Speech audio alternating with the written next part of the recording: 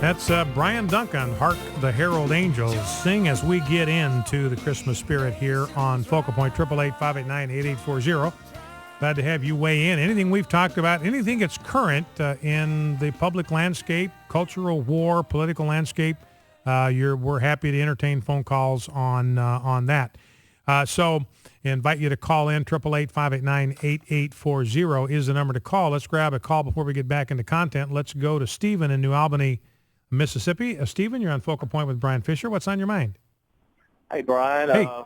Wanted to mention well, first of all, let me say I appreciate the stands you're taking. I know the day is kind of a gloomy time in our nation politically and so forth, and I appreciate you and AFA standing firm on the issues and holding to the Bible. I wanted to talk about the Republicans, the debt crisis and their outreach problem and so forth.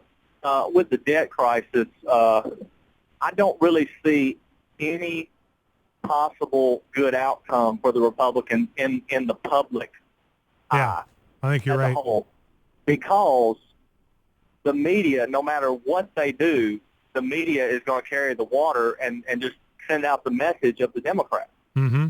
That's right. Regardless of what they do. They're in a no-win situation there. It doesn't matter, so they may as well stick to their principles, because they're going to come out of it looking bad one way or the other. If they pass a deal and things go bad, they'll pour it on them. They'll throw it on them. And if they don't pass the deal, of course they're going to throw it on them. So I think they're better off just about the best solution I've heard was given. I saw it last night on Fox. It may have been Krauthammer. That said they should just pass a bill extending the tax cuts and maybe giving some more money back to the military and spending, and just let it set and say, okay, Senate, Mr. President, you can pass this bill if you want to. If you want to go over the cliff, then it's not going to be on us. We've got a bill set here. Yeah, that's about the best option I think they have personally, because, and even then, the media may just ignore that fact and still report whatever the president wants them to report. I personally, as far as the outreach problem goes, I've talked to you about this before, especially on like immigration, things like that. You've got to stick to your principles, popular or not. But on abortion, absolutely they should not capitulate on that issue. Absolutely not. Not 1 inch. Abortion is murder. Abortion has been proven to be murder scientifically, and there should be way more outrage about it. Just because it's been in our society for about 40 years now, people should be every bit as outraged about it as they've ever been, because it is murder of innocent children. It is the absolute worst atrocity being committed in this country, and I believe possibly around the world today.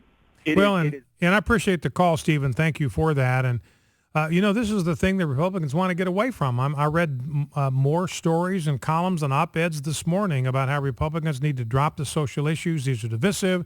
The young people aren't with you. And of course, this whole business about the millennials, the 18 to 29-year-olds, I want to take a minute to talk about that just for a second in passing, because it popped into my head. Everybody's saying, look, we got to get the millennials. They're 18 to 29. They're not with us on the values issues. They don't care about these things. If we make these a part of our message, we're going to lose the millennials. Well, here's the problem with that. Those people that are 18 to 29, they are not going to be 18 to 29 years old forever. These people are single. They have no responsibilities. They're not married. They're not raising children.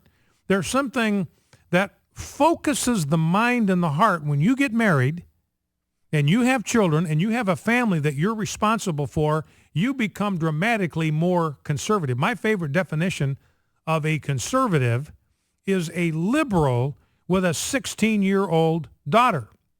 So people are not going to stay 18 to 29 forever. They're going to become 30. They're going to become 35. They're going to become 40. And all of a sudden, they are going to begin to see the wisdom of conservative values in public life. And if the Republicans abandon these values because they think they're losing the young generation, and since when is the smart thing to do politically to adjust your entire message, your entire agenda, your entire political platform for the least mature, least experienced, least wise people in the entire culture? Since when does that make any sense in a rational world? So I think the Republicans, and You know what Stephen said? Look, there's no way. There's frankly no way for the Republicans to come out of this looking good. There just isn't. So their only two choices, because Barack Obama's got them boxed in. Barack Obama's got them boxed in. They've just been played for chumps. The Republicans, every time they stray from their values and their principles, they just get played for suckers. They just get played for chumps, and it's happening again. Barack Obama's got them in a corner. And because he's got the world convinced now that the Republicans are holding out on the 98%, keeping them from getting a tax break because they want to cater to the fat cats. Now, I support no tax increases for anybody. It has nothing to do with my affection for rich people. Not one single solitary thing. My affection is for the middle class. My affection is for people that want to get jobs and can't find them. My affection is for people who would like to make more in the job that they're in. That's where my affections and identities lie. I want them to have more opportunity. I want a flourishing, growing economy so they can find jobs, they can get better jobs, so their children coming out of college can get jobs. Well, you hurt that if you take money away from job creators. That's why I don't want to raise taxes on anybody. I mean, the upper 2%, these are the job creators. I don't want to increase their tax burden, not because I love them and I'm a toady to the rich. I could care less about that. I'm thinking about the 98% that are looking for jobs and looking for better paying jobs. Who provides the jobs? It's the upper 2%. They're the ones that provide the jobs. So how does it make sense to take more money away from the people that we are counting on to provide jobs for us? It makes no sense. But what's going to happen now is the Republicans, John Boehner's already signaled he's going to fold. This whole purge of conservative Republicans, he got rid of them. He got rid of anybody who would vote against a tax hike. That's who he got rid of. He didn't want anybody on a budget committee or an appropriations committee that would criticize him for capitulating, surrendering, folding like a cheap Bedouin tent in a stiff desert breeze on the issue of tax hikes on job creators. He didn't want anybody criticizing that. He didn't want anybody on one of these committees going out there and shooting holes in what he'd done. So he just got rid of all of them. Night of the Long Knives. This was a purge of all the conservative voices. Jim Jordan was one of those. Tim Huelskamp, who's been on this program repeatedly. Tim Huelskamp, one of the guys that voted against raising the debt ceiling back in 2011. And Jordan Amash from Michigan, he was another one that voted against increasing the debt ceiling. So Boehner just went through and got rid of all of them. Karl Rove is out there with $500,000 today. Karl Rove got bounced off of Fox News, by the way. He's been put in the bullpen on Fox News. He can't come on a Fox News program without getting permission from somebody at the top of the food chain. He's got to get permission. Whatever program wants him on, they got to get permission from the guy at the top of the pyramid before Karl Rove can even come back on Fox News. He's in the bullpen. He's been sent to the dugout. He's on the bench. And it couldn't happen, in my mind, a moment too soon. But Karl Rove, who's the architect of this electoral disaster for the Republicans, he's as responsible for it as anybody. He's got a group that's got a ton of money. He's out there running an ad right now. We've got to have a balanced approach. So Karl Rove is out there saying, got to have a balanced approach. That means tax hikes. Karl Rove now spending $500,000 to convince the American people that they had to go along with tax hikes. So like Stephen said, there's no way for the Republicans to come out looking good. They're going to look bad. The ministers of propaganda and the mainstream media are just going to beat them about the head and shoulders. So they've got only two choices here as I see it. The two choices the Republicans have is they're going to look bad either way. You can either look bad because you were weak, or you can look bad because you were strong. And I think it's worse to look bad because you're weak, to fold and capitulate and have no spine and just roll over and be a little lapdog for Barack Obama. If you're going to look bad, that's the worst way to look bad. If you're going to look bad by being strong and bold and courageous and by sticking to your principles, because this is the leadership that the American people want. Now, I got a call from somebody this morning. It's a little bit off topic, but I got a call from somebody this morning that was alarmed at what's happening with Focus on the Family. And Jim Daly, the president of Focus on the Family, he's a good man. I have no beef with Jim Daly, but he's taken that organization away from cultural engagement and trying to make it softer and gentler and less confrontational. And I think part of what made Focus on the Family so attractive to so many people was that James Dobson was unapologetic. He was fearless. He was bold. He never backed down. He never compromised. He never capitulated.